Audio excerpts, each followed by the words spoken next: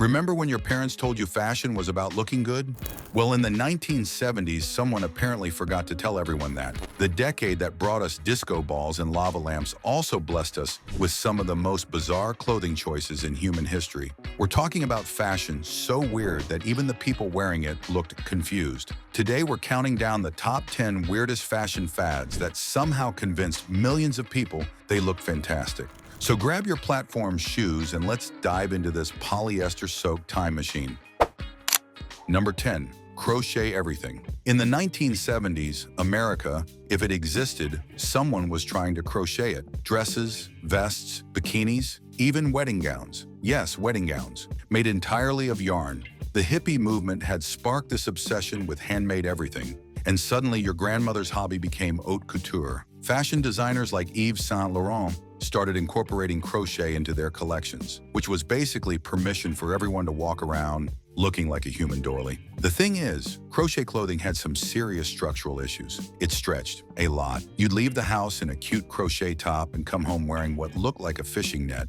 And don't even get me started on what happened when it rained. Wet yarn plus body heat equals a smell that could clear a room faster than a fire alarm. But people wore it anyway. They wore it to work, to parties, to the beach, where salt water turned their outfits into abstract art installations. The really wild part? Men wore it too. Picture this, a grown man in a crochet vest, chest hair poking through every single hole, thinking he looks sophisticated. Spoiler alert, he did not. The crochet trend got so out of control that by 1975, you could buy crochet toilet paper covers, because apparently even bathroom tissue needed to be fashionable. What made it even weirder was the color choices. We're not talking subtle earth tones here. We're talking electric orange, lime green, colors that could be seen from space. Combined with the see-through nature of crochet, it created fashion moments that were part clothing, part optical illusion. Some pieces were so loosely crocheted, you could read a newspaper through them. Which raises the question, at what point does clothing stop being clothing and just become strategically placed string? The trend even spawned its own subculture of crochet enthusiasts who'd gather for stitch-ins, where they'd crochet competitively. Yes, competitively. Speed crocheting became a thing. Winners would create entire outfits in hours, though whether anyone actually wanted to wear these speed-crafted creations was another matter entirely. By the late 70s, most people had figured out that yarn was better suited for blankets than blouses, but for a few glorious, itchy years, crochet ruled the fashion world. Number 9. Tube tops. The tube top was essentially a rebellion against the entire concept of sleeves, straps, and structural support. Just a stretchy band of fabric that relied entirely on friction and prayer to stay in place. Created by accident in 1971, when a manufacturing error produced tubes of elastic fabric, designer Eli Tahari saw these fabric tubes and thought, yes, this is what women have been waiting for. And somehow he was right. Women everywhere embraced this strapless wonder that required constant adjustment and came with the ever-present threat of a wardrobe malfunction. You couldn't raise your arms, you couldn't bend over, you basically had to move like a robot to keep everything in place. But that didn't stop anyone. By 1975, tube tops were everywhere. The beach, the office. Yes, the office. Some companies actually had to create dress codes specifically banning tube tops because Janet from accounting kept showing up looking like she was headed to Studio 54. The physics of tube tops never quite worked out. They were either too tight, cutting off circulation, and creating what fashion magazines delicately called spillage, or too loose, requiring constant hitching up. Women developed a signature move. The subtle upward tug performed approximately every 30 seconds. It became so common that anthropologists could probably identify 1970s footage just by counting tube top adjustments per minute. But the real nightmare was dancing. Disco was huge and tube tops were not designed for vigorous movement. One enthusiastic hustle and you were one shimmy away from an incident. Dance floors became danger zones where one wrong move could lead to exposure and embarrassment. Yet people kept wearing them. They even made formal tube tops, in velvet, for fancy occasions. Because nothing says elegance like constantly checking to make sure your top hasn't migrated to your waist. The fabrics made everything worse. Polyester tube tops didn't breathe, creating a sweaty band around your torso. Terry cloth versions absorbed moisture until they weighed 5 pounds. And the prints, oh, the prints. Psychedelic swirls, bold stripes, patterns that could induce seizures. Some tube tops even had fringe. Because if you're going to wear something precarious, why not add dangling elements to make it even more impractical? The tube top proved that in the 70s, comfort and common sense took a back seat to showing skin. Number 8. Wide lapels and giant collars. If aliens studied 1970s fashion, they'd assume humans were evolving wing flaps. The collars and lapels of the 70s defied all logic and proportion. We're talking about collars so large they needed their own zip code. Lapels that could double as hang gliders. Men walked around looking like their shirts were trying to escape their bodies. And somehow, everyone thought this looked perfectly normal. The collar situation got completely out of hand around 1973. Shirts came with pointed collars that extended past the shoulders, not slightly past. We're talking collars that could poke out the eyes of anyone standing next to you. They called them spear point collars, which should have been a warning sign, but men wore them proudly, usually leaving several buttons undone to showcase chest hair that erupted from their shirts like a small forest. Because if you're going to wear a collar visible from orbit, might as well accessorize with body hair. The wider the lapel, the more successful you supposedly looked. By 1975, suit jackets had lapels that covered half the chest. You could use them as a picnic blanket. The most insane part? These massive lapels were usually made of shiny polyester that reflected light like a mirror. Businessmen would blind each other during meetings just by turning their heads too quickly. Power lunches became hazardous when someone's lapel would knock over wine glasses. But wait, it gets weirder. They made these collars and lapels in patterns, not subtle patterns. We're talking paisley explosions, geometric nightmares, prints that looked like someone had vomited a kaleidoscope. And they mixed patterns. Striped shirt with polka dot tie on a plaid jacket with contrasting lapels. It was like fashion was having a nervous breakdown, and everyone was too polite to mention it. The practical problems were endless. You couldn't wear a seatbelt properly because your collar would get crushed. Eating soup was dangerous because your lapels would dip into the bowl. Wind turned you into a human sail. But the 70s solution wasn't to make smaller collars. No, they invented collar stays the size of rulers and jacket weights to keep lapels from flapping. Because solving bad fashion with more accessories was apparently the 70s way. Hotels had to widen coat hangers. Dry cleaners charged extra. It was a whole ecosystem built around abnormally large fabric flaps. Number 7, hot pants. Hot pants were the fashion equivalent of a dare that went too far. Someone in 1971 looked at shorts and said, "What if we made them shorter?" And then someone else said, "No, shorter than that." And they kept going until they created pants so short they were basically underwear with ambition. Women wore these micro shorts everywhere, to work, to church, to parent-teacher conferences. It was like society collectively forgot what pants were supposed to do. The name itself should have been a warning. Hot pants. Not comfortable pants or practical pants, but hot pants. As in, you'll be hot because you're basically naked from the waist down. Fashion magazines tried to make them sound revolutionary, calling them liberation in fabric form. But let's be honest, they were just very, very short shorts that required a degree in physics to sit down in properly. Airlines actually made hot pants part of their flight attendant uniforms. Think about that. Someone thought it was a good idea for women serving hot coffee at 30,000 feet to wear pants that barely covered their assets. Southwest Airlines called them love pants because apparently sexual harassment policies hadn't been invented yet. These poor flight attendants had to navigate narrow aisles in turbulence while making sure they didn't flash the entire cabin. It was a workplace safety nightmare disguised as fashion. The fabrics made everything worse. Velvet hot pants that showed every single line and bulge. Leather hot pants that squeaked when you walked. Metallic hot pants that conducted heat and cold like they were designed by someone who hated comfort. And the colors, neon orange, electric blue, patterns that looked like TV static.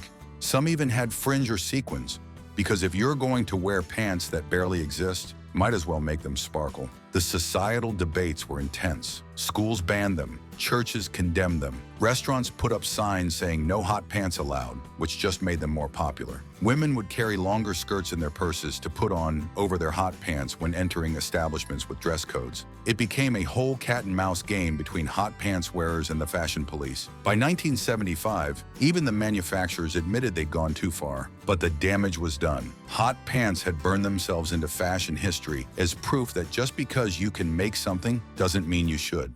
Number 6, platform shoes. Platform shoes in the 1970s were less footwear and more architectural achievements. We're not talking about a modest heel here. These were shoes that added anywhere from 3 to 7 inches of height through solid chunks of cork, wood, or plastic. People literally needed training to walk in them. Emergency rooms saw a spike in ankle injuries, but that didn't stop anyone from strapping these death traps to their feet and hitting the disco. The really insane ones were the clear plastic platforms with stuff inside them. And by stuff, I mean anything. Goldfish, actual live goldfish swimming around in your shoes, because nothing says fashion like wearing an aquarium on your feet. Others had dice, coins, flowers, even tiny disco balls. Every step was like a snow globe in motion. PETA would have had a field day, but this was the 70s, and apparently fish rights weren't a thing yet. Men wore them too. Oh yes, David Bowie, Elton John, every rock star worth his glitter owned multiple pairs. The band Kiss took it to another level, with platforms that were basically stilts covered in leather. Gene Simmons' dragon boots added 8 inches to his height and probably required an engineering degree to walk in. Regular guys tried to emulate this look, clomping around in 5-inch platforms, trying to look cool while basically wearing orthopedic devices designed by a madman. The physics of platform shoes defied all logic.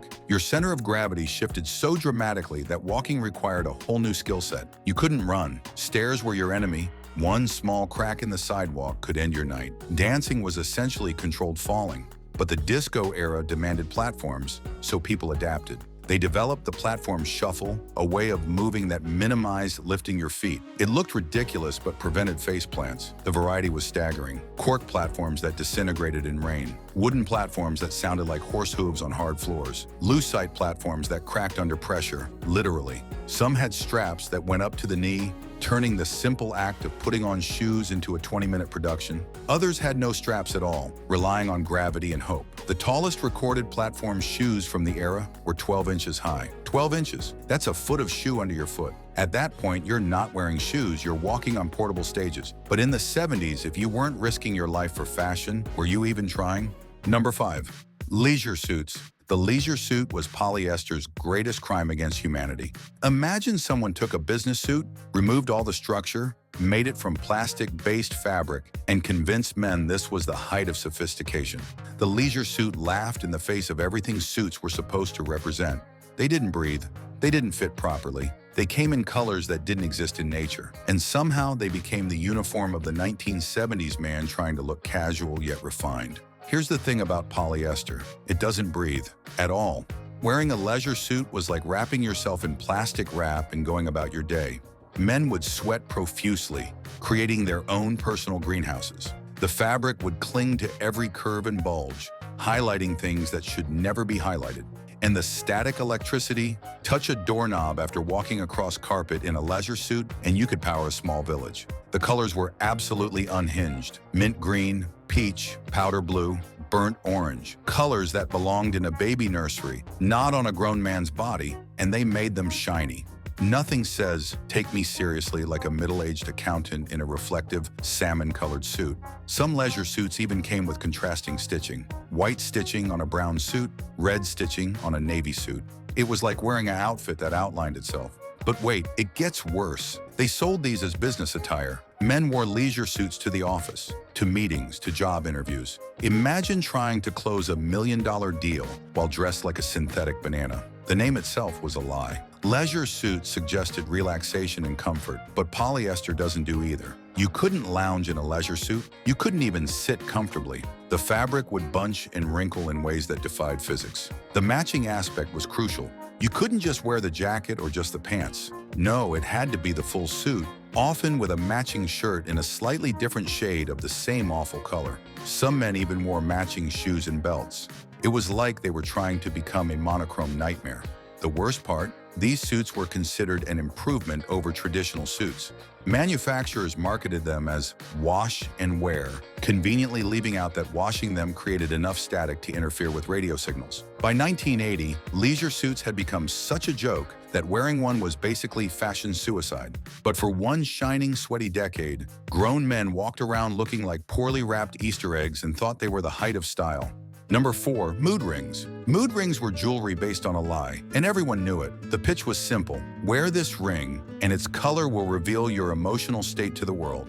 Blue meant happy, black meant upset, green meant calm, In reality, it just meant your finger was cold or warm, but that didn't stop 40 million people from buying them in 1975 alone. It was like wearing a malfunctioning thermometer and pretending it was a window to your soul. The science behind mood rings was thermotropic liquid crystals that change color with temperature. Body temperature fluctuates slightly with emotion, so theoretically, maybe, possibly, the ring might occasionally match your mood. But mostly it just responded to air conditioning, hot coffee cups, and whether you'd been sitting on your hand. People would check their mood rings obsessively, worried that the wrong color might reveal some deep psychological issue. Oh no, it's brown! What does brown mean? Am I having an existential crisis? The best part was watching people try to change their ring's color through sheer force of will. They'd stare at their finger, thinking happy thoughts, trying to turn it blue, or they'd get angry on purpose to see if it would turn red. It became a weird form of biofeedback therapy performed by people who didn't understand biofeedback or therapy. Offices full of adults comparing mood ring colors like they were reading tea leaves. The rings had a fatal flaw: they died. After about 2 years, the crystals would stop working and the ring would turn permanently black, which ironically accurately reflected how people felt about spending money on a ring that stopped working. But before they died, these rings caused absolute chaos. Teenagers used them as relationship tests. If your ring doesn't turn pink when you look at me, we're breaking up. Teachers banned them because students spent more time monitoring their moods than paying attention. Entrepreneurs went wild with mood merchandise: mood necklaces, mood bracelets, mood nail polish. There were even mood pants, which changed color in unfortunate areas when you sat on warm surfaces. The entire concept was expanded to absurd levels. Pet mood collars to tell if Fluffy was happy. Mood toilet seats because apparently people needed to know their emotional state while using the bathroom. By 1977, the fad had burned out faster than the rings themselves. But for 2 ridiculous years, Americans walked around with color-changing jewelry, convinced that their accessories could read their minds. The mood ring remains the perfect symbol of 70s logic. Why deal with your actual emotions when you can just wear a ring that pretends to know them? Number 3. Bell bottoms. Bell bottoms started as a practical Navy uniform and somehow mutated into pants so wide you could smuggle a family of 4 in each leg. By 1973, the bells had gotten so extreme that walking required a specific technique to avoid tripping over your own pants. The width at the bottom could exceed 26 inches. That's over 2 feet of fabric swishing around each ankle. People were essentially wearing fabric tents attached to their waists. The escalation was gradual but insane. First came bootcut jeans, slightly flared to fit over boots. Reasonable. Then came moderate flares. Still okay, but the 70s didn't do moderation. Each year, the bells got wider until pants looked like someone had attached traffic cones to your legs. The widest bell bottoms were called elephant bells, which should have been a clue that things had gone too far. When your pants are named after the largest land mammal, maybe reconsider. The practical problems were endless. Rain was your enemy. Those massive bells acted like mops, soaking up every puddle within a 3-foot radius. By the time you got where you were going, you were carrying 5 pounds of water in each pant leg. Escalators were death traps. The fabric would get caught, and suddenly you're being eaten by machinery while shoppers watched in horror. But did people switch to normal pants? No, they just learned to jump off escalators at the last second. The wind situation was particularly ridiculous. A slight breeze would turn your pants into sails. People would literally be blown off course walking down the street. The fabric would whip around, tangling your legs, turning a simple stroll into an adventure. And don't even get me started on riding a bike. Those bells would get caught in the chain, the spokes, the pedals. Bicycles across America were decorated with shredded denim. But here's the truly insane part. People made them even more impractical by adding stuff. Embroidery down the sides, patches, bells, actual bells sewn onto bell bottoms, because apparently the name wasn't literal enough. Some had lace-up sides that turned putting on pants into a 20-minute ordeal. Others had contrasting fabric inserts that made the bells even wider. It was like a competition to see who could make the most unwearable pants. The trend died when someone finally did the math and realized that bell bottoms used twice as much fabric as normal pants. In a decade obsessed with excess, even the 70s had limits. But for a while there, humanity collectively decided that pants should be 90% ankle coverage, and somehow that made perfect sense. Number 2. Puka shell necklaces. Puka shell necklaces were the fastest way to tell everyone you were either very cool or trying very hard to look very cool. Usually the latter. These weren't just any shells. No, they were special Hawaiian shells with naturally occurring holes that had been worn smooth by the ocean. At least that's what people believed. In reality, most were mass-produced plastic or cheap shells with drilled holes, but nobody wanted to hear that truth. The puka shell madness started when David Cassidy wore one on The Partridge Family. Suddenly, every teenage boy in America needed dead mollusk remains around their neck to prove their coolness. The shells were supposed to represent a connection to the ocean, to surfing, to the laid-back Hawaiian lifestyle. Never mind that most wearers lived in landlocked states and thought surfing was something you did on TV channels. The knockoff market exploded faster than you could say aloha. Real puka shells were rare and expensive, sometimes costing hundreds of dollars for a single necklace. So manufacturers started making fake ones from plastic, ceramic, and whatever white material they could punch holes in. Gas stations sold them, grocery stores sold them. You could buy a genuine Hawaiian puka shell necklace at a truck stop in Nebraska. The word genuine was doing a lot of heavy lifting. Men wore them with everything: business suits, tuxedos, gym clothes. Nothing said, "I'm a serious professional," like shells around your neck during a board meeting. They'd layer them, 2, 3, sometimes 4 necklaces at once. Because if one puka necklace made you cool, surely 4 made you quadruple cool. That's just math. Some guys even wore them in the shower, convinced that water would enhance their ocean magic or something. The cultural appropriation was off the charts, but this was the 70s, and nobody had figured that out yet. Mainland Americans wore sacred Hawaiian symbols like fashion accessories, usually while mispronouncing puka in ways that would make native Hawaiians weep. People would return from a weekend in Dayton with puka shells and claim they got them from the islands. The shells became such a cliche that wearing them actually made you less cool, but it took about 5 years for everyone to figure this out. By 1979, puka shells had joined the graveyard of failed 70s fashion, but not before millions of people spent serious money on what were essentially beach garbage with holes in it. Number 1, earth shoes. And here it is, the number 1 weirdest fashion fad of the 1970s, earth shoes. These weren't just ugly shoes. These were shoes designed to be the opposite of how shoes work. The heel was lower than the toe, lower. You walked downhill in them all day. Some Danish yoga instructor named Anne Kalsu decided that humans had been walking wrong for all of history, and she was going to fix it with reverse shoes. The theory was that this negative heel technology mimicked walking in sand and would improve your posture. In reality, it made everyone walk like they were perpetually climbing out of a hole. People developed a distinctive earth shoe shuffle, leaning back to compensate for constantly walking uphill. It looked like an entire generation had suddenly developed the same walking impediment, but they sold millions. Millions. The marketing was genius in its insanity. They called them Earth shoes because they were introduced on Earth Day 1970, not because they had anything to do with the Earth. They claimed health benefits that ranged from better posture to spiritual enlightenment. Celebrities endorsed them. Doctors who should have known better recommended them.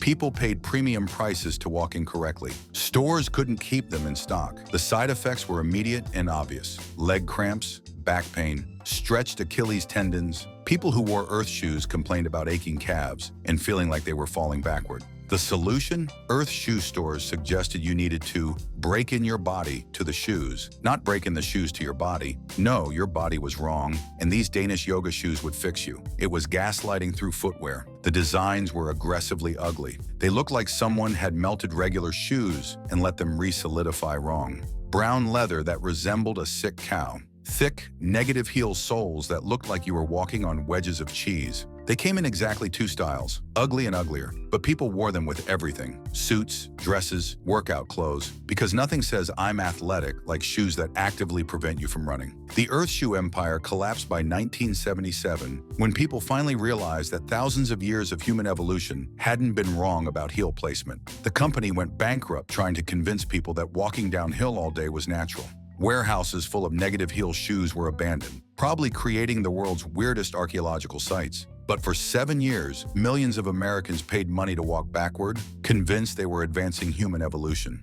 Earth shoes remain the perfect example of 1970s logic. Take something that works perfectly fine, reverse it completely, claim it's better, and charge double. It was the decade that tried to reinvent walking and failed spectacularly. And there you have it. That's 10 more fashion disasters from the decade that taste forgot. The 1970s, when polyester was king and common sense was on permanent vacation. Did you survive any of these fashion catastrophes? Did your parents force you into tube tops or earth shoes? Let us know in the comments below and be honest. We've all got embarrassing photos from somewhere. If you enjoyed this trip through fashion's worst decade, make sure to hit like and subscribe. And remember, these trends could come back. Fashion is cyclical. Platform goldfish shoes might be just around the corner. Thanks for watching, and we'll see you next time. Let's face it, 80s fashion was an explosion of questionable choices. Neon leg warmers, shoulder pads that could double as airbags. Somehow people back then rocked it all with pride. But over the years, some of these fearless trends disappeared. Today we're digging up 20 forgotten fashion trends from the 1980s. But before we get started, don't forget to subscribe to Those Wonder Years and tell us in the comments, which of these 80s looks would you dare to bring back? Get ready, because we're about to relive a decade when fashion had no chill.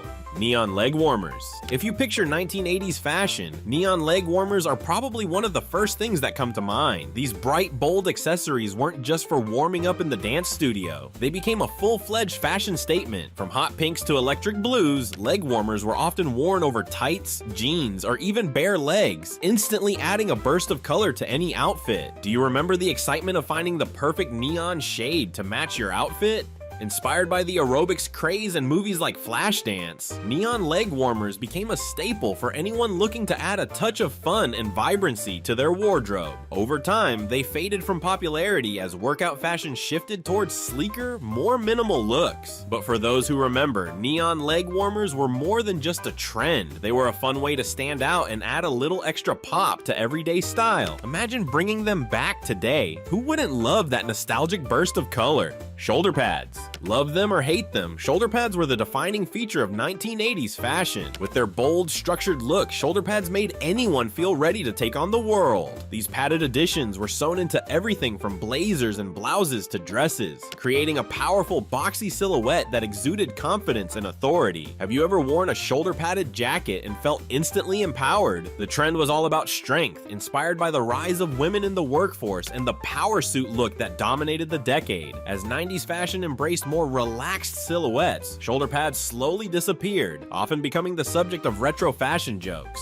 But for those who wore them, shoulder pads symbolized ambition and confidence. Imagine reviving this trend, giving modern fashion a structured, authoritative twist. Could shoulder pads make a comeback? For those who missed the bold style of the 80s, the answer is a confident yes, Savija. Acid wash jeans. Acid wash jeans were the ultimate in 80s denim, instantly recognizable by their light marbled appearance. The unique pattern was created by treating denim with bleach, giving each pair a distinctive, almost tie-dye effect. Acid wash jeans became a favorite for rockers, trendsetters, and anyone who wanted a little edge in their wardrobe. Have you ever slipped into a pair of acid wash jeans, feeling like a rock star ready to hit the stage? Paired with leather jackets or oversized tees, acid wash added a bit of rebellious flair to everyday wear. Though the trend faded with the rise of darker, sleeker denim styles, acid wash jeans still have a place in fashion history as one of the boldest denim trends of all time. Imagine adding them back into today's wardrobe. Who wouldn't love that touch of vintage edge?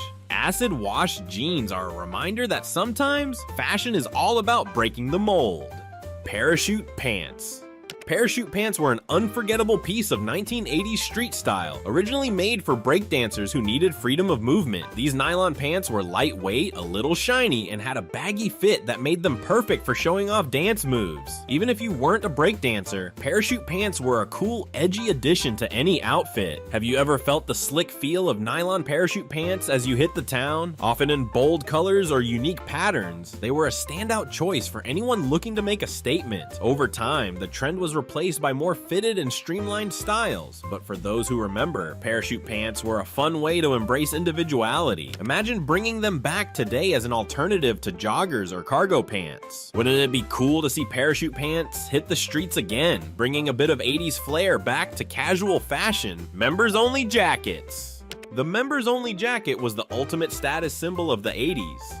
This slim, lightweight jacket came in a variety of colors and featured a unique members-only label, along with distinctive shoulder straps and a stand-up collar. Owning a members-only jacket meant you were part of a fashion elite, a member of an unspoken club. Did you ever zip up a members-only jacket, feeling instantly cooler? These jackets were popular with everyone from teens to celebrities. Thanks to their sleek look and signature style, they paired well with just about anything, from jeans to slacks, making them a versatile wardrobe staple. Though the trend has faded, the members-only jacket is still fondly remembered as a piece of 80s culture that defined cool. Imagine slipping one on today. It's not just a jacket, it's a nostalgic nod to a time when fashion was exclusive and iconic. Oversized blazers.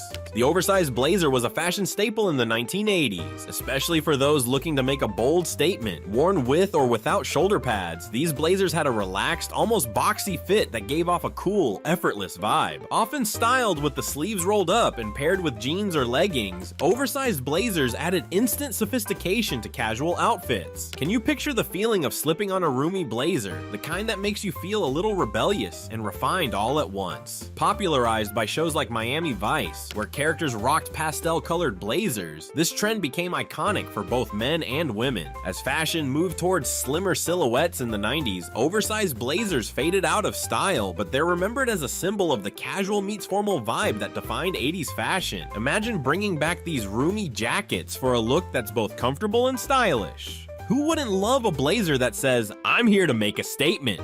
High-waisted jeans. High-waisted jeans were a defining trend of the 1980s, flattering the waist and elongating the legs in a way that low-rise jeans just couldn't match. Paired with crop tops, tucked-in tees, or blousy shirts, high-waisted jeans created a sleek, clean silhouette that became iconic. Have you ever worn high-waisted jeans and felt that instant boost of confidence? These jeans weren't just stylish, they were comfortable, offering more coverage and support than their low-rise counterparts. High-waisted jeans were often seen in a light stone-wash style, sometimes with pleats or tapered ankles, which gave them that unmistakable 80s flair. As fashion moved toward lower rises in the 2000s, high-waisted jeans were left behind, but they're making a slow comeback today for those who crave the vintage look. Wouldn't it be fun to embrace this throwback trend once more, celebrating a denim style that's both timeless and figure-flattering? Denim on denim, the Canadian tuxedo. The double denim look was a major 80s trend, often seen on both celebrities and everyday fashion lovers. This wasn't just wearing a pair of jeans, it was about rocking a full denim ensemble, usually with a denim jacket and jeans, often in matching or contrasting washes. Did you ever brave the denim on denim look, feeling like a true 80s style icon? Popularized by stars like Bruce Springsteen and featured in countless music videos, this trend represented the rebellious, rugged look that was so popular in the 80s. While it was eventually seen as a fashion faux pas, denim on denim is still remembered fondly by those who embraced it. Today, the look has seen a revival, with modern touches that make it feel fresh yet nostalgic. Imagine throwing on a classic denim jacket with matching jeans. It's not just a look, it's an attitude, one that says, "I'm here to own my style."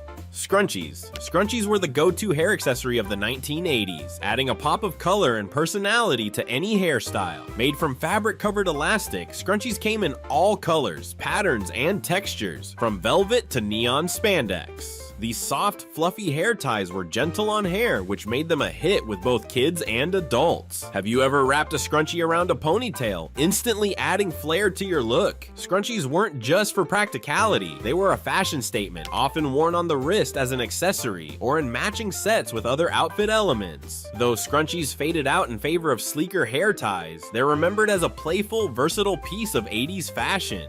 In recent years, scrunchies have even started to make a comeback, proving that some trends never truly die.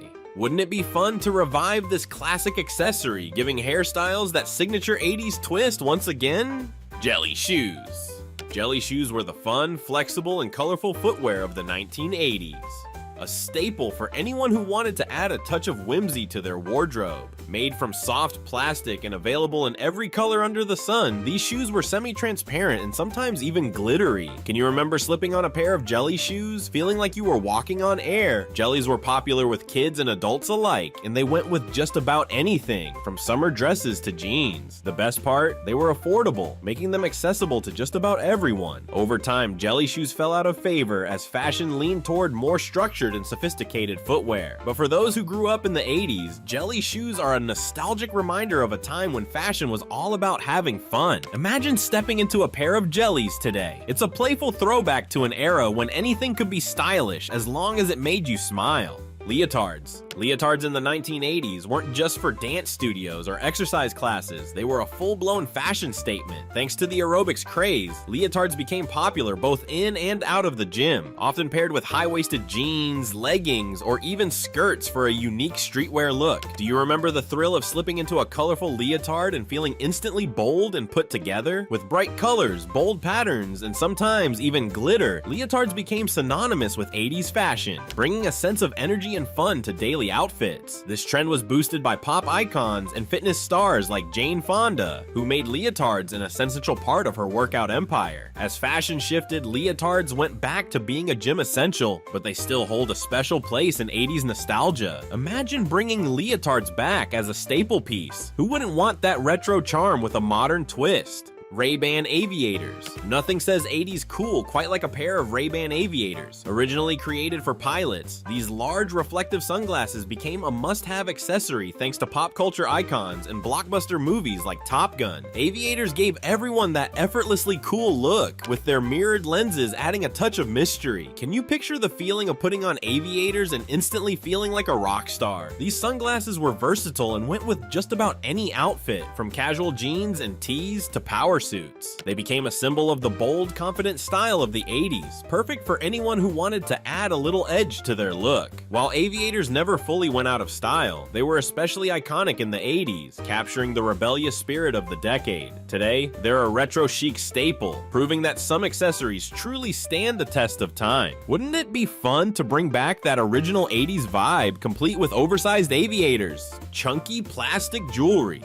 The 1980s were all about bold statements, and chunky plastic jewelry was no exception. From oversized earrings to thick bracelets and necklaces, plastic jewelry came in bright colors, geometric shapes, and sometimes even neon tones that instantly added flair to any outfit. Have you ever worn a pair of chunky earrings that made you feel like you could conquer the world? These accessories were playful, fun, and versatile, perfect for adding a pop of personality. Often coordinated with equally colorful outfits, chunky plastic jewelry wasn't afraid to stand out. As fashion trends moved toward minimalism in the 90s, these pieces were left behind, but for those who rocked them, chunky plastic jewelry is a nostalgic reminder of a time when accessorizing meant going big or going home. Imagine reviving this trend, giving modern outfits a splash of 80s color and confidence. Who wouldn't love a bit of bold, joyful accessorizing? Rip tights.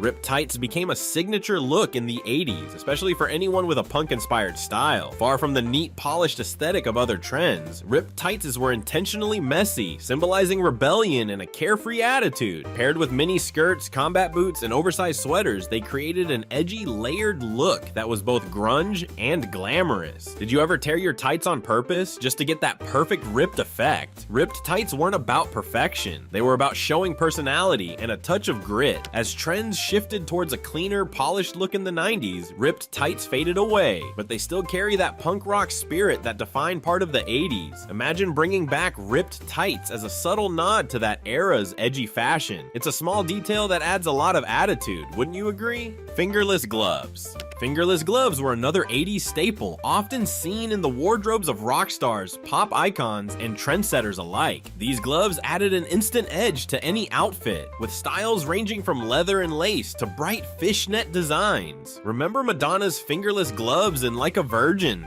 Fingerless gloves were the ultimate accessory for anyone wanting to make a statement, adding a touch of punk or pop flair to their look. They were as practical as they were stylish. Keeping your hands warm while leaving your fingers free was actually pretty useful. But more than that, fingerless gloves were about attitude, showing that you weren't afraid to push boundaries. As fashion moved on, fingerless gloves became less common, but they're remembered as one of the defining accessories of 80s style. Imagine bringing them back today, a small touch that could add big personality to any outfit. Who wouldn't want to channel a bit of that bold, rebellious 80s energy?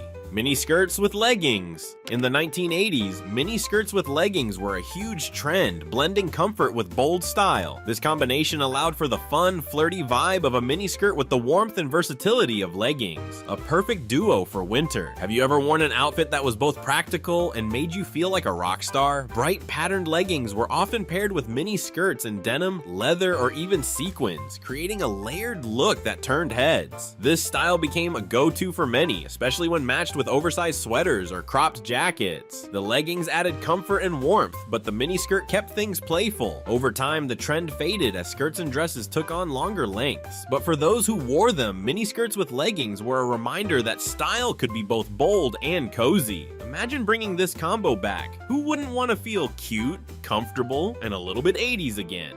Pastel windbreakers. Pastel windbreakers were the go-to lightweight jacket in the 1980s, especially for those who loved a sporty look. With colors like mint green, soft pink, and baby blue, these jackets were a departure from the bolder neons and added a softer touch to the 80s fashion palette. Can you picture throwing on a pastel windbreaker, instantly looking casual and cool? Often featuring geometric designs and sometimes even reflective strips, pastel windbreakers were perfect for outdoor activities and everyday wear. This trend was popularized by celebrities and athletes who made the sporty style look effortlessly cool. As darker, more muted colors became fashionable in the 90s, these light pastel windbreakers slowly disappeared. But for those who remember them, these jackets are a symbol of laid-back style and carefree days. Imagine bringing pastel windbreakers back for a modern retro look. Who wouldn't love a jacket that's both functional and fashion-forward? Off-the-shoulder sweaters. Off-the-shoulder sweaters were the ultimate in casual glam for 80s fashion. These oversized, slouchy sweaters had a relaxed fit that would slide down one shoulder, creating a look that was effortlessly cool and just a bit flirty. Have you ever worn something so comfortable yet so stylish that it made you feel like a movie star? Paired with high-waisted jeans or leggings, off-the-shoulder sweaters offered a unique balance of coziness and style. This trend was often seen in movies, music videos, and even on the streets, making it a staple for anyone who wanted to look chic without trying too hard. As fashion moved toward tighter, more fitted styles, off-the-shoulder sweaters began to fade. But for those who remember them, these sweaters represent a carefree, casual elegance that's hard to beat. Imagine reviving this style. Who wouldn't love a sweater that's both cozy and a little daring? Velour tracksuits. Velour tracksuits were the height of casual luxury in the 1980s,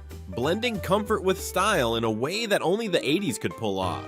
Made from soft, plush fabric with a bit of sheen, velour tracksuits came in bold colors like royal blue, burgundy, and emerald green. Have you ever worn something that's as cozy as pajamas but stylish enough to wear out? Velour tracksuits were beloved for their comfort and versatility, worn everywhere from the mall to the gym, and sometimes even as a statement outfit. This trend was popularized by celebrities and athletes, making it the ultimate loungewear for anyone who wanted to look effortlessly cool. As casual fashion evolved, velour tracksuits faded out, but they're still remembered as a quintessential 80s look. Imagine stepping into a velour tracksuit today. It's not just nostalgia, it's a way to bring that unique blend of comfort and style back into modern fashion. Who wouldn't want to feel that soft luxury again? Statement belt buckles. Statement belt buckles were a must-have accessory for anyone wanting to add flair to their outfit in the 1980s. These oversized decorative buckles featured everything from initials and brand logos to intricate designs and rhinestones, making the belt buckle a focal point of any look.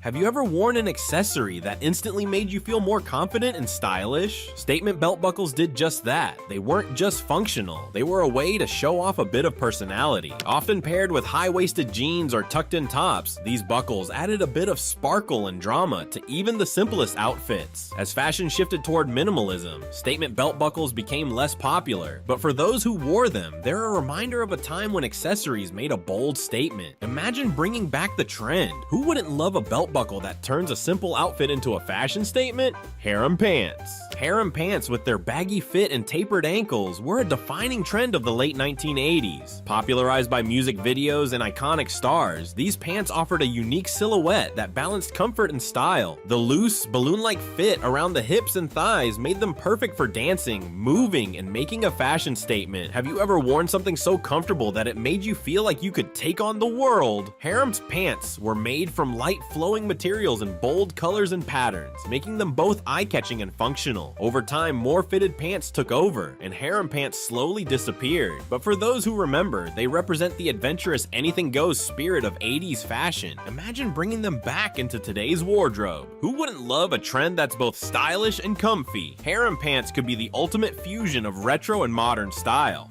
Animal print everything. From leopard to zebra to cheetah, animal prints ruled the 1980s. These bold patterns were everywhere, on leggings, jackets, skirts, even shoes. Wearing animal print was all about standing out and showing off a bit of wild, untamed style. Have you ever worn an animal print outfit and felt a little bolder, a little more daring? That's exactly what animal prints brought to 80s fashion. Paired with leather jackets or chunky jewelry, animal prints added a fierce edge to everyday outfits. While animal prints never fully disappeared, they've been toned down over the years, losing some of that wild 80s flair. Imagine going full 80s with a head-to-toe animal print look today. Wouldn't it be exciting to embrace that bold, unapologetic style once again? Power suits. The power suit became a symbol of strength and ambition in the 80s, especially for women entering the workforce in record numbers. With structured shoulders, fitted waists, and sleek tailoring, power suits were designed to exude confidence and professionalism. Have you ever put on a well-fitted blazer and felt instantly more powerful? The power suit trend was all about projecting authority and style, making a statement in both the boardroom and everyday life.